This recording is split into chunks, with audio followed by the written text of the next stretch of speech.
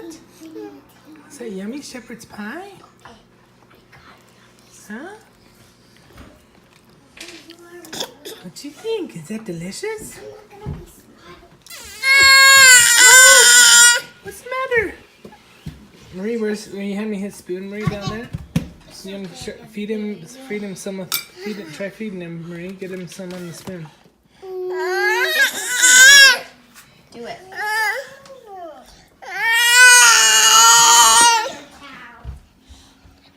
You ready?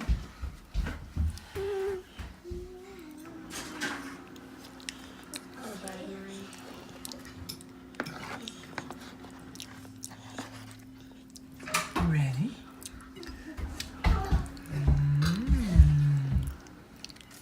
That num num. Num num. Okay. Num num.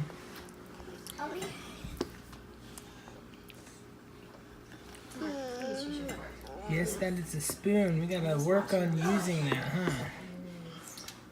Work on using that tool. Interesting little thing, huh? Yeah. It's not as easy to use, is it?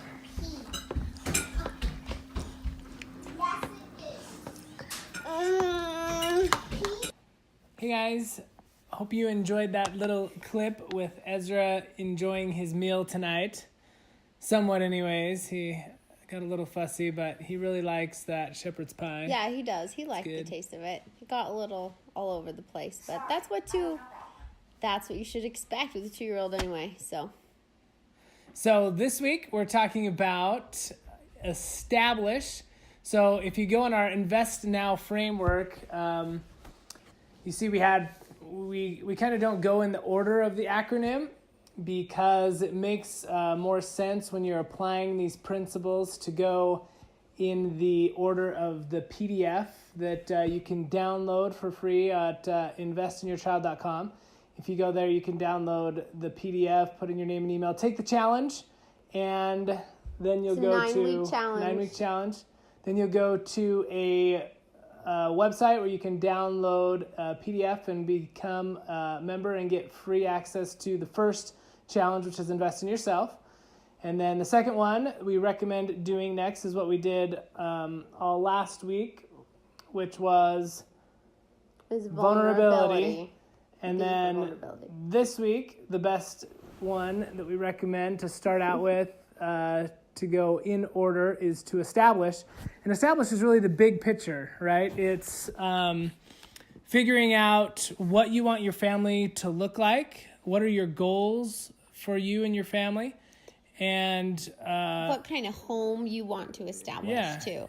When you think about what kind of home, what kind of culture, what kind of environment you want to create for your children, it's not going to just happen on its own. You need to be proactively setting goals and finding ways to create that. Well, a culture and an environment will happen, but it might not be the one that you want. And that's why it's important to sit down and establish these things, with your whole family together.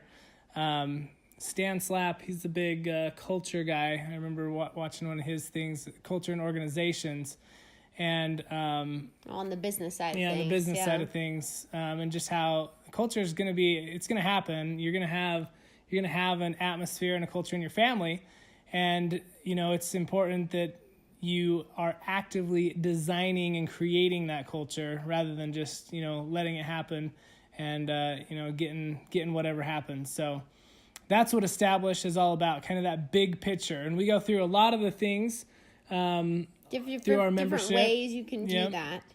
But we're going to talk about this week just some new ideas and different things in regards to that. In regards to establishing your home. So what I wanted to talk to you today about is establishing rules and expectations that perhaps are kind of hard to talk about. And a lot of times as parents, we kind of shy away from because either it's uncomfortable to talk about with our kids, or we're nervous about it, or we don't know what to say. And so we're going to bring up a couple of those things because they're so important to teach the kids, especially while they're young. Because a lot of times we kind of get worked up about these certain issues that might be difficult for us to talk about, but as soon as we bring them up with our kids, they're like, oh yeah, that's obvious. It's like, it's not as big of a deal to them. So one thing, we'll go over a couple, but one thing that is so important to explain to kids and talk to kids about is the different dangers in their life that they might not see and might not recognize. One thing that they are going to be introduced to a lot younger, just because of this generation, a lot younger than any other generation, is the dangers of pornography. And that's something that little kids, like, it's so funny because I'll sit down my 8-year-old and I'll explain to him what pornography and why it's bad. And he's like, well, yeah, that sounds awful. You know, it's like, to him, it's so simple. Of course that's bad. And it's also really important to explain the dangers of pornography continually and talk to them, sit down with them regularly, and make sure that, you know, did you ever see it? You will see it. You know, a friend will probably show you a picture that's inappropriate. What are you going to do? And talk to them about the decisions they've already made. Like, make a decision with them that they feel good about too, and have them involved in, what do you think you should do? And I think that's such an important topic because, I mean, I know when I was growing up, definitely my parents had no idea. We were introduced to things like that at slumber parties and at young ages, way younger than they had expected. And so you might be surprised. Your child, your 8-year-old, your 10-year-old might have already seen it from a friend. And you're like, wait, what? It's important to talk to you, because when your child can feel like he or she can talk to you, then, I mean, isn't that so much better than talking to someone else about a question, something like that? Yeah. Another big one is the danger of talking to strangers. We, especially with Marie, have an issue with that. I mean, some kids are great, and like Mark, he's good, you know, and he'll never... Well, Mark is also an introvert. That's true. So he's like me. I'm an introvert. Yes. And then, you know, Benson and Marie are a little more extroverted, and they like to talk to people. And that's not a bad thing.